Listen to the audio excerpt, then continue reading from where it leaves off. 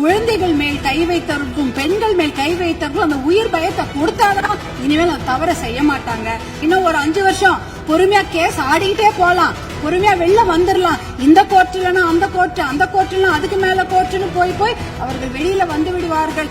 Dubai, அரபு நாடுகள் இல்ல சிங்கப்பூர் போன்ற நாடுகள்லாம் இப்படிப்பட்ட கொடுமையான குற்றங்களை செய்தவர்களுக்கு உடனடியாக சட்டப்படி மரண தண்டனை கொடுக்கிறார்கள். பொறுத்தது போதும், நம்ம இனிமேல் பொங்கித்தான் எழ வேண்டும். அரசன் அன்று கொள்வான், தெய்வம் நின்று கொள்ளும் அப்படின்னு சொல்லுவாங்க.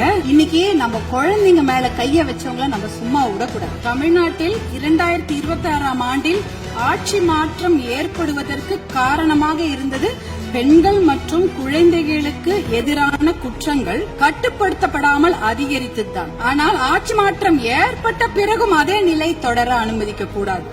பொறுத்தது போதும், நம்ம இனிமேல் பொங்கித்தான் எழ வேண்டும். அரசன் அன்று கொள்வான், தெய்வம் நின்று கொள்ளும் அப்படின்னு சொல்லுவாங்க.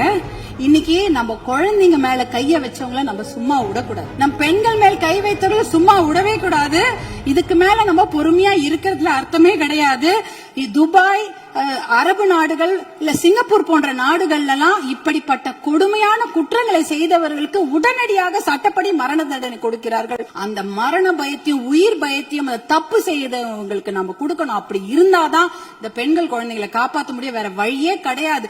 ஏன்னா அவங்க நினைச்சிட்டு இருக்கிறாங்க, இன்னும் ஒரு 5 வருஷம் பொறுமையா கேஸ் ஆடிக்கிட்டே போலாம், பொறுமையா வெளில வந்துடலாம். இந்த கோர்ட் இல்லனா அந்த கோர்ட், அந்த கோர்ட் இல்லனா அதுக்கு மேல கோர்ட்னு போய் அவர்கள் வெளியில வந்து விடுவார்கள் என்ற தைரியத்துலதான் இவ்வளவு பெரிய தவறுகளை செய்கிறார்கள்.